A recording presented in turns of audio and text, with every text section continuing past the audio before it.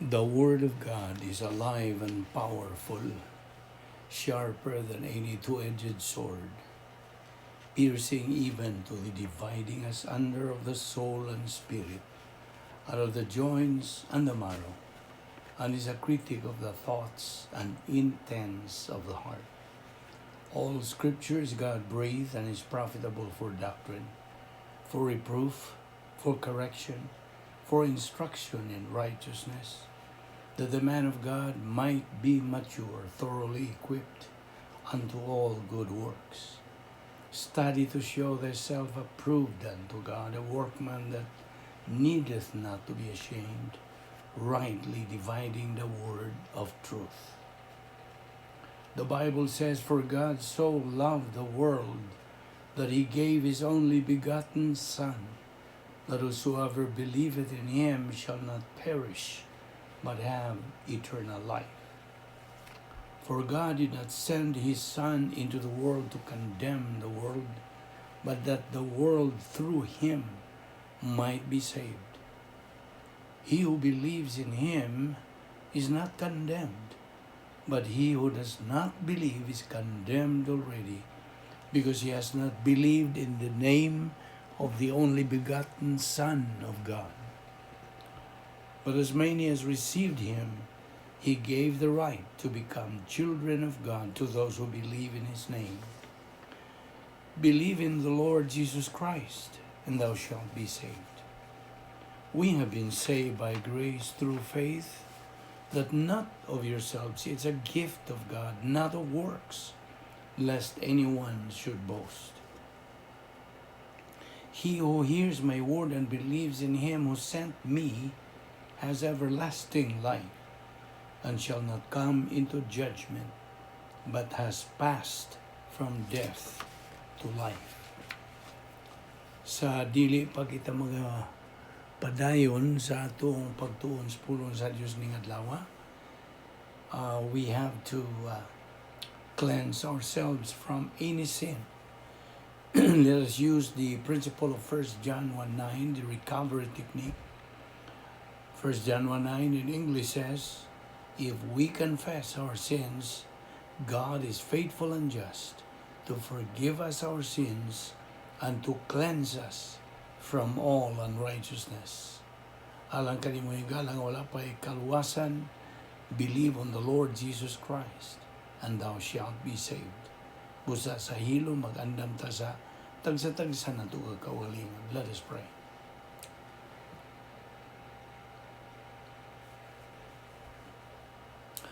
Amahan namo nga Dios, nagapasalamat kami kanimo, una sa tanan, niining lain sa mga adlaw nga imong gipa. Dangat ka namo, O Dios.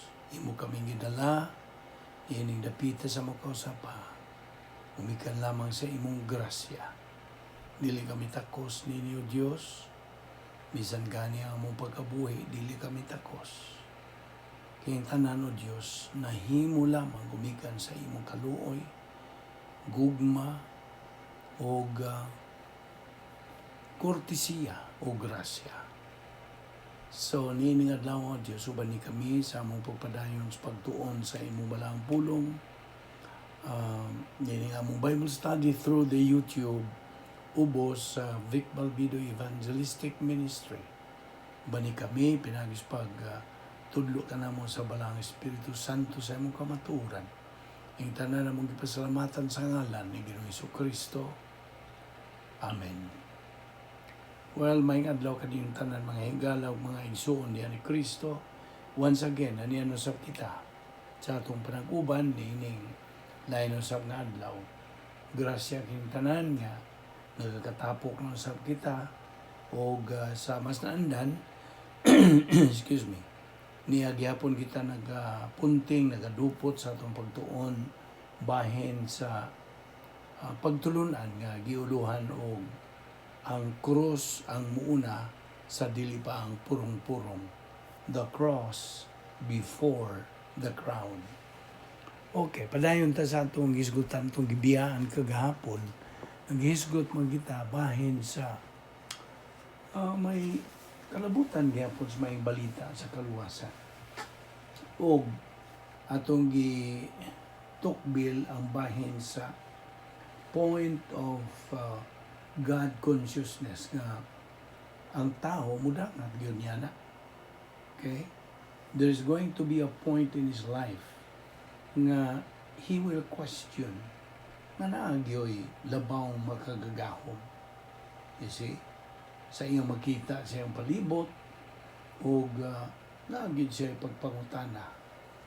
So, karon kung isalikway ta ang Dios sa giingon niini nga point of God consciousness, masayran na ba jud sa Dios nga kung ipadangat ang maayong balita sa kaluwasan nganhang tawa kanang tawhana, wa gini kapuslanan.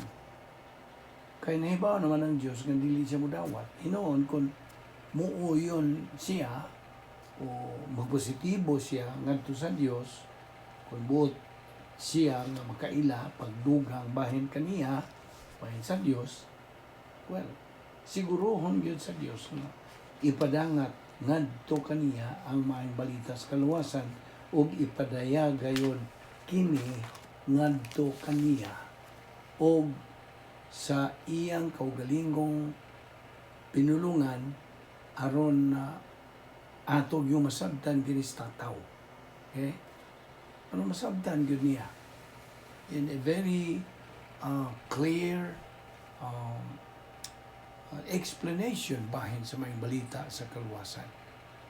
Now, bisan gani kadtong mga lumulupyo sa kinabukiran o kinalayan na yun, mga kalasangan, yatagan kini sila angay yun nga kaygayonan, equal opportunity nga makakat-on kini sila bahin sa Dios o bahin sa paagi sa pagkaluwas.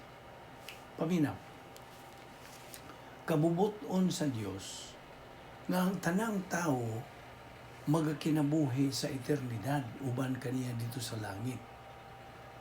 Ay numdum ka ba sa gisulti diha sa 2 Pedro 3:9, 2 Peter chapter 3 verse 9. Tinaw kayo nga nag-ingon kini, dili buot sa Dios nga naay malaglag kundi ang tanan unta magahinulsol. Ipasabot sa hinulsol tanan unta maluwas. Buot sa Dios nga ang mga dili Kristohanon mag-ausab sa ilang mga huna-huna. Mo kanagi buti pasabot sa paghinulsol, to repent sa in English pa. Bahin sa kanang pagtuo kang Kristo ingon nga manluwas.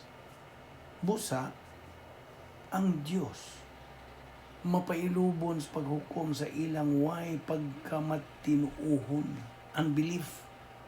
Ginahatagan kini sila matag kahigayunan sa pag-usab sa ilang mga huna-huna bahin kang Ginoo Kristo. Hinoon, ilaha na ang pagpili. Sanglit, anaaman sila kaugalingong kabuoton. Diba? Ang Diyos mauman ang himo sa buhat sa kaluwasan alang sa tanan. Apan ang gasa sa kaluwasan, ato lang kini maangkon kun ato kining dawaton. Ato ra. Now, ang plano sa Dios alang kanimo. Ikaw akong gitudlo karon. Okay? Sa di ka pamusugod sa pagtuon bahin sa kinabuhing Kristohano, before you study about the Christian way of life, kinahanglang makasabot ka sa usa ka manungdanong pulong in English nga protocol. Unas tanan, ang kahulugan sa pulong nga protocol mo kini ang pagbuhat sa hustong butang sa husto nga paagi, doing the right thing in the right way. Ang Dios anay usa ka mabulukong paagi sa pagkinabuhi, sa espirituhanong pagkinabuhi nga gitawag og protocol nga plano sa Dios. Ato lang unang itandi ang protocol nga plano sa Dios sa usa ka team. Hmm?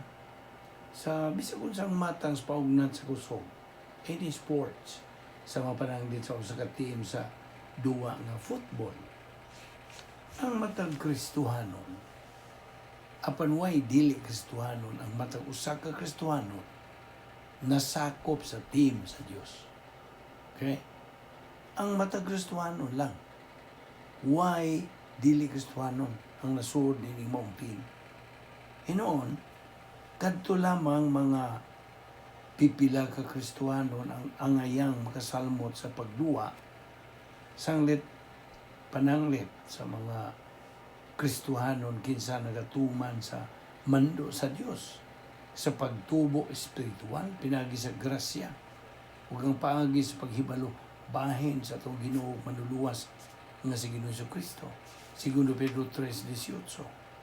Mga Kristohanon nga nagmalahutayon ug nagmasubayon consistently sa pagtuon sa pulong sa Dios, ubos sa ministry sa usa ka pastor kinsa nagatudlo gikan sa original nga mga pinulungan. Now, kadto lamang mga Kristohanon nga nagapadayon sa pagpakig-ambitay sa Dios, pinagi sa ilang paggamit sa paagi sa kanang kumpisan, pagsugil, balik ngadto sa sod sa dapit nga may gahom sa Dios, divine sphere. Kaya 1 Juan 1:9, mao ka na ang paghingaan sa mga sa nato ngadto sa Dios nga Amahan. Itawag nato sa English rebound. Now, matod pa diha sa Episo 6, Kapitulo 11 ngadto sa 17. Nag-ingon kini. Ako masahon na. Isulob ninyo ang tanang kahimanan sa gubat nga gihatag sa Dios kaninyo aron makasukol kamo batok sa mga pagpanglimbong sa yawa. Kay wala kita makig-away batok sa dugo ug unod, kundili batok sa mga daotang espirituhanong gahom diha sa kalangitan, sa mga pangu, sa mga ana sa gahom ug sa mga daotang gahom nga nagmando dining kalibutan sa kangit-ngit.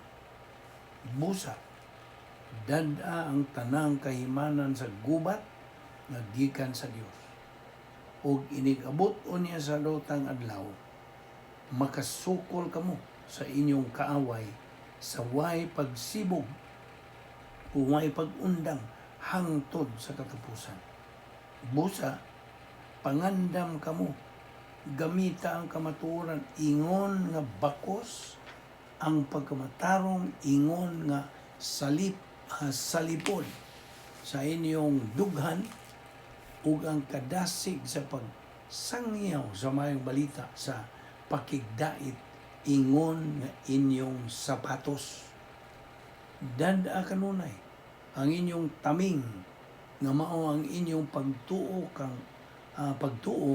kay pinaagi nini makapalong kamo sa tanang nagsiga nga ipana kaninyo sa yawa, o ikalo ninyo ang kaluwasan, ingon nga panalipod sa o gamita ang pulong sa Dios nga gihatag kaninyo sa espiritu, ingon nga espada.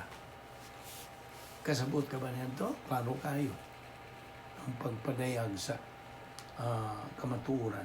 Now, ang mga Kristohanon nga wa magasulob sa tibuok na taming sa Dios, whole armor of God, well, manglingkod lang na sila sa hinagdan nga lingkuranan o blitzers, mga sakop gayapon kini sila sa team. Di ba? Tungod kay wa man kini sila musunod, mutuman sa higpit nga protokol nga plano alang sa ilang mga kinabuhi. Ilang nadawat ang daotang mga sangputanan, mga consequences sa ilang daotang mga desisyon. ang Dios mukuha sa mga kalig-on o mga kaluyahon, sa mga talento o mga gasa gikan sa matag usa kahamtong nga Kristiyano, ug iya kining umulon. He molds them together aron sa pagpahimutang ug usa ka playing unit kinsa makahimaya kaniya. Ang matang usa ka sakop sa team, naa niya ng katungdanan sa pagkat-on sa mong duha o sa pagdiniyos o badsay. Practice ba? Tinood, kung tapuon kini sila, ang mga sakop sa maong team o gawas nga mas lig-on kini kaysa matag sakop individually. O kining maong collective strength o kalig-on mao usa sa mga hinungdan alang sa mga simbahan nga lokal. Kasabot ka? Now, excuse me. Atong basahon ang Episo 4:11b ngadto sa 15. O kini nagasulti o ingon ini. Ang mga gasa niya, kining niya din Espiritu Santo ni.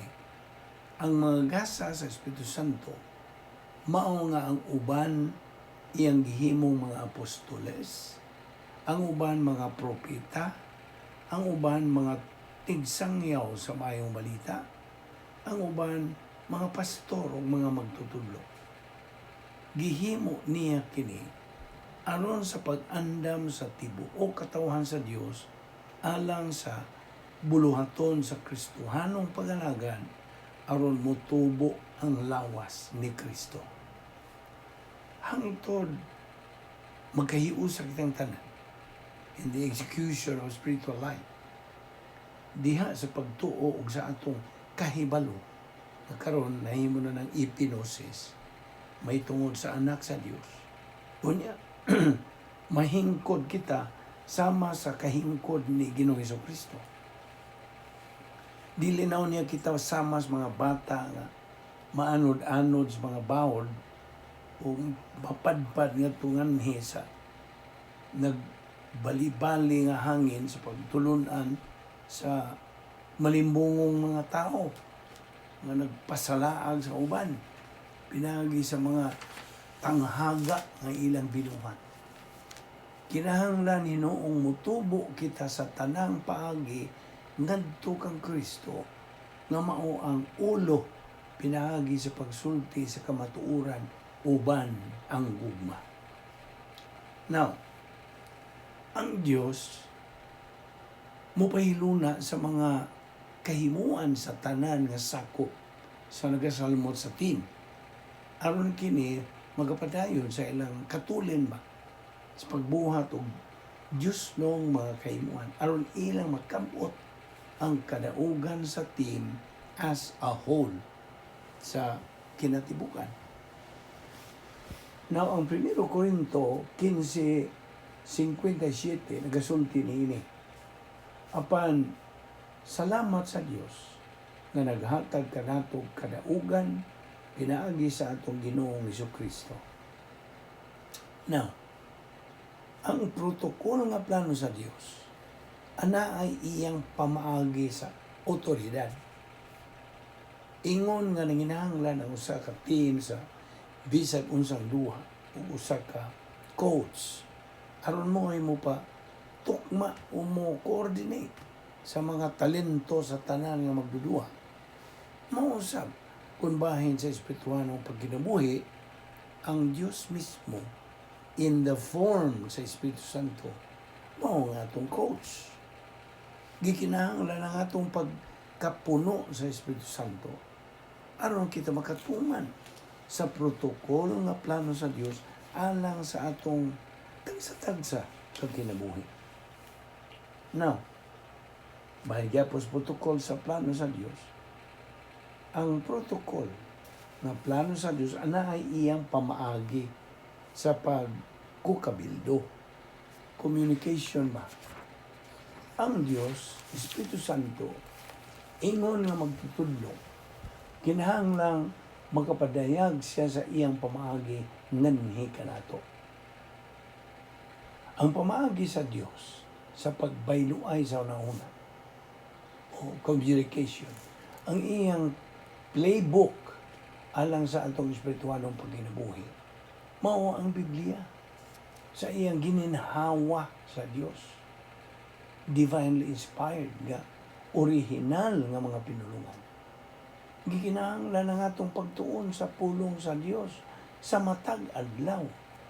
Dili sinimana, dili magaduhas adlaw Domingo, kundi adlaw-adlaw on a daily basis. Ang katarungan niya na iano ra. Ang pulong sa Dios mao'y kalanon sa atong kalag. Di ba ito naman ang gisgutan?